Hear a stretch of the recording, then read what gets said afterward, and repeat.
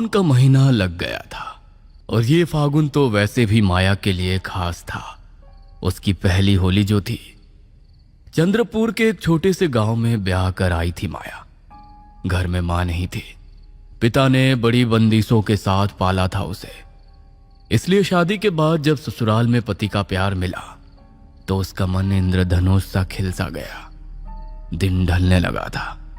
दोपहर की गर्म रोशनी के ढलते ही आकाश शीतल होने लगा था। नई नवेली दुल्हन माया गुनगुनाते हुए छत पर ठंडी हवा में टहल रही थी कि उसने देखा आमतौर पर चहल पहल से भरा वो मोहल्ला अजीब से सन्नाटे से घिरा दिख रहा था। गांव के लोगों ने शाम ढलते ही अपने घरों के दरवाजे बंद कर लिए थे और खिड़कियों पर काला पर्दा डाल दिया था। सड़कों पर ऐसे सन्नाटा पसरा था जैसे बाहर कर्फ्यू लगा हो। माया को यह सब अजीब लग रहा था। माया ने छत पर खड़े होकर चारों ओर नजर घुमाई तो घर के पास खड़े घने बरगद के पेड़ के पीछे उसे एक साया सा लहराता नजर आया। अचानक उसे अपने पीछे से अपना नाम पुकारने की आवाज सुनाई दी। माया ने चौंक कर पीछे देखा तो वहां उसे राघव खड़ा दिखाई दिया। राघव, आप हो? मैं तो डर ही गई थी। वैसे एक बात बताओ, ये गांव वाले ऐसे घरों में क्यों कैद हैं? ये यहाँ की परंपरा है। फागुन के महीने में दिन छिपे बाहर निकलना अपशगुन होता है। अच्छा। माया ने एक बार फिर बरगद की ओर देखा। उसे एक बूढ़ा लाठी टिकाता बरगद के पीछे से गुजरता दिखाई दिया। सूरज ढलने के बाद उस तरफ मत देखना, अब चलो नीचे। लेकिन क्यों? अभी अभी तो मैंने एक आदमी को वहां से गुजरते देखा। कुछ नहीं है वहां, मैंने कहा चलो यहां से। माया नीचे आ गई थी, लेकिन राघव का व्यवहार और वो बूढ़ा उसे थोड़ा अजीब लग रहा था।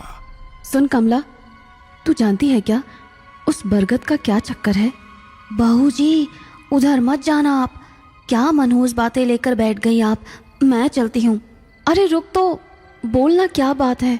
मेरे को बस इतना पता है कि उस बरगद के पास कुछ है। पता नहीं कौन उधर दिया लगाकर जाता है, लेकिन होली की रात भारी है इस गांव पर। जब भी दिया दिखता है किसी ना किसी की मौत होती है। ये क्या कह रही है?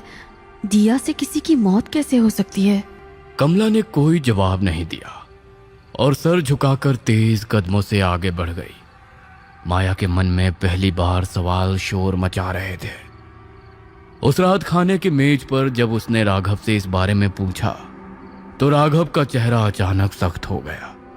उसकी सांस भी माया को घूरने लगी। ये सब क्या फालतू की बातें हैं माया? कुछ साल पहले होली के दिनों में गांव में कुछ हादसे हुए थे, बस उसी का वहम पाल रखा है इन अनपढ़ों ने। तुम इन सब पर ध्यान मत दो और अपना नाश्ता खत्म करो। उस रात बरगद के पेड़ और जलते हुए दिए के बारे में सुनकर माया की नींद उड़ गई थी। सास की सख्त चेतावनी और राघव की चुप्पी ने माया के मन में एक अनजाना डर बिठा दिया था। शाम का वक्त था। माया राघव की पहली पत्नी से हुई बेटी पीहू को ढूंढ रही थी। कहाँ चली गई ये लड़की? पीहू बेटा, आओ दूध पी लो। लगता है बाहर निकल गई। मैं देखकर आती हूँ, कहीं दूर ना निकल जाए। माया बिना कुछ सोचे झट से बाहर निकलती है और गली में जाकर पीहू को आवाज लगाने लगती है। तभी उसकी नजर बरगद के पेड़ की ओर जाती है, जहां एक दिया जल रहा है। आसपास सन्नाटा पसरा था और दिए के पास ही गुलाल बिखरा हुआ था।